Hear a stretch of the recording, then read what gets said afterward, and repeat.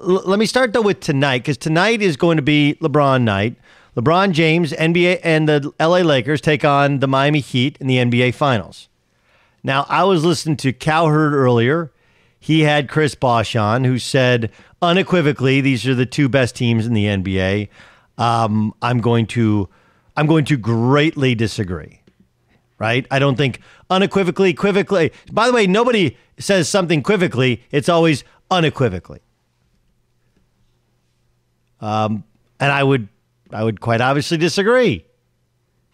The Miami Heat are between the third and sixth most likely teams to make it.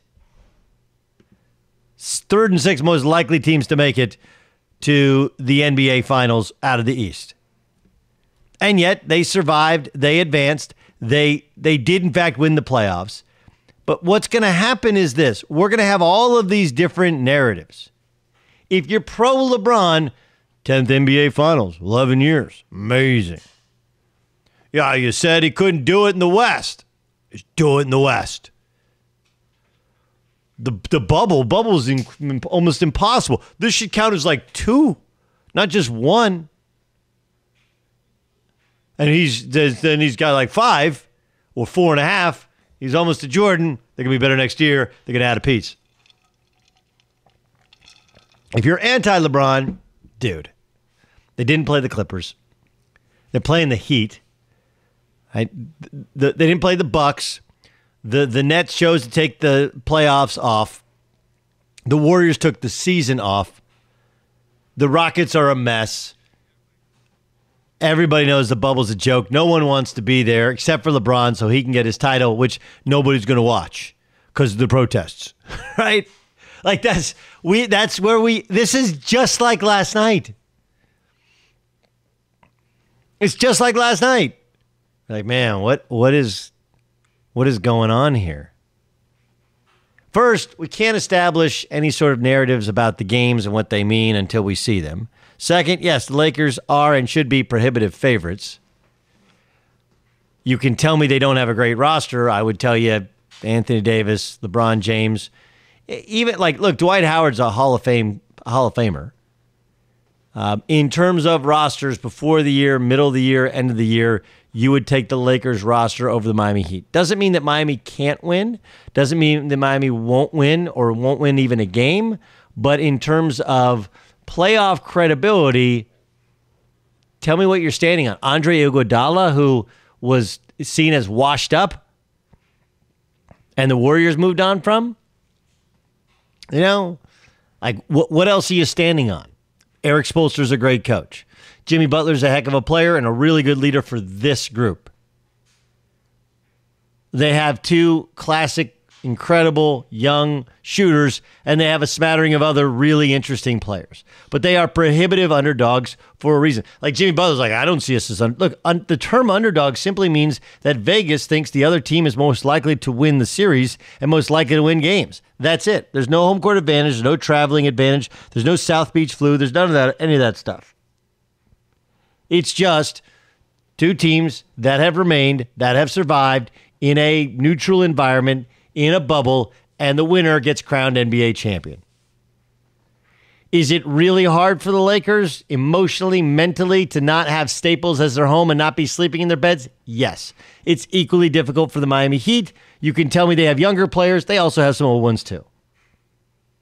Some of it works for you. Some of it works against you. I'd love to say that narratives are what it's all about, but it's just not. In the game action, the Miami Heat are very well coached. They do run good offense. They do shoot the ball exceedingly well. And the other thing they do, which is fascinating, is they're going to run a lot of zone. And if they run zone, how do the LA Lakers play against it? They run some zone as well because the Lakers aren't a great shooting team. They're just not. So you got all of these different things, but the whole narrative stuff and establishing that if LeBron wins, it somehow puts him on the plane of Michael Jordan. Didn't we watch? I mean, how many of you watched The Last Dance? The difference in mentality. And I'm sure some of that motivated LeBron.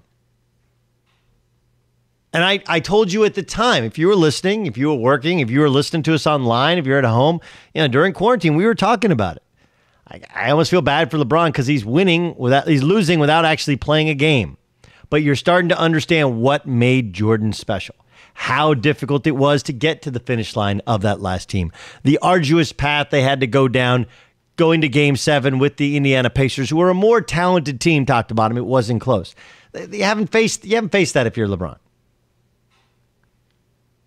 So you can pick apart all you want about who Jordan had to go through. Like the Utah Jazz had 2 first ballot Hall of Famers.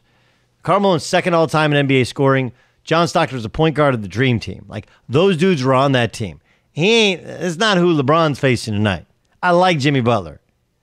But Jimmy Butler, as of now, ain't going to any Hall of Fame. There are no Dream Teamers on this team. So if we're being real, it may be the hardest mentally and emotionally to lock in, considering it's a neutral environment, but it's probably the easiest in terms of who he's playing against. When they won the first title, they beat the Oklahoma City Thunder, and on paper, you're like, man, they had Durant, they had Westbrook, they had Harden, but those guys were just babies. That was before Harden ever grew a beard. I'm not sure he had facial hair at that point in time. So I'm not a narrative. I'm not a storyline guy. I'm not even the idea while he's playing against the Heat, like outside of Eric Spoelstra and Udonis Haslem, who's really part of the Heat back when he was there? None of them. Let's just see if LeBron James' team that doesn't shoot well, that defends exceptionally well, that has 2-star go-to players, can score enough points to beat the Heat. My guess is they can.